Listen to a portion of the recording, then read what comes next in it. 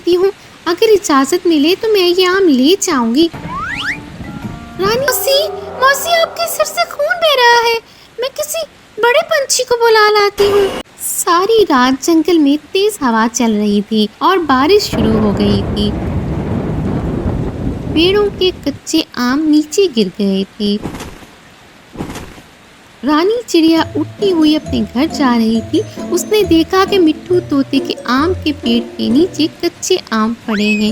मैं मिट्ठू तोते से पूछ लेती हूँ, अगर इजाजत मिले तो मैं ये आम ले जाऊंगी। रानी चिड़िया मिट्ठू तोते के घर गई।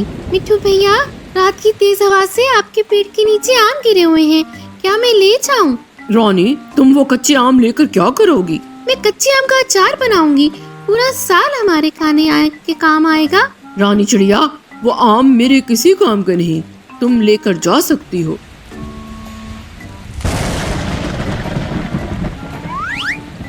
रानी चिड़िया आम उठाकर अपने घर ले आई।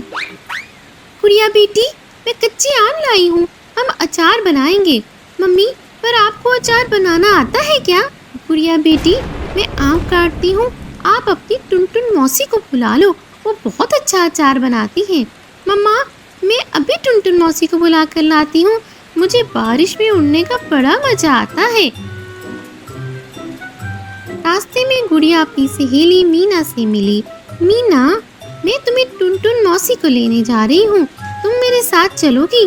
नहीं गुड़िया, देखो काले बादल हैं और बारिश भी हो रही है, मैं तो मम्मा के साथ लकड़ियाँ लेने जा रही हूँ। गुड़िया टुनटुन मौसी के पास पहुंची ही थी कि तेज बारिश शुरू हो गई। गुड़िया बेटी, मौसम इतना खराब था, तुम क्यों घर से निकली हो?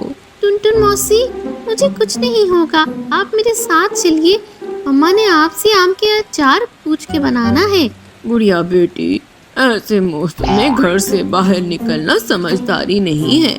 मगर गुड़िया टुनटुन मौसी को अपने घर जाने की जिद करती रही, तो टुनटुन मौसी गुड़िया के साथ जाने के लिए मान जाती है। दोनों घर की तरफ उड़ने लगी।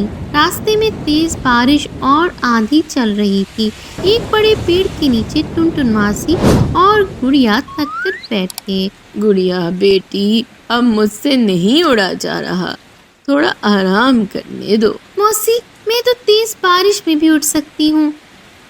अचानक पेड़ की एक डाल टूटी और टुनटुन मौसी के सर पर आकर लगी। टुनटुन मौसी के सर से खून बहने लगा। मौसी, मौसी आपके सर से खून बह रहा है, मैं किसी बड़े पंछी को बुला लाती हूँ। गुड़िया उड़कर कालू कव्वे के घर गई। अंकल, जल्दी दरवाजा खोलिए, मेरी मौसी के सर पर चोट लगी है, आप मेरी मदद करें। छोटी चिड़िया, तू चिड़िया है और मैं चीकू कौवा हूँ, मैं किसी की मदद नहीं करता। जाओ किसी और के पास जाकर मदद मांगो। अंकल प्लीज, मेरी मौसी मर जाएगी, मेरी मदद कीजिए। लेकिन कालू कव्वे ने दरवाजा बंद कर दिया। चिंटू कबूतर ने गुड़िया को देखा और तुरंत घर से निकला। गुड़िया बेटी, तुम बारिश में कहाँ जा रही हो? अंकल, टुनटुन मौसी के सर पर लकड़ी की डाल लगी है, खून निकल रहा है, आप मेरी मदद कीजिए। चलो मैं तुम्हारे साथ आता हूँ। दोनों टुनटुन मौसी के पास पहुँचे। आपकी मौसी तो बेहोश हो गई है, हमें इन्हें मेरे घर लेकर चलते हैं। चिंटू कबूतर टुनटुन मौसी को अपने घर ले जाता है। चिंटू कबूतर घर जाकर टुनटुन मौसी की पट्टी करता है।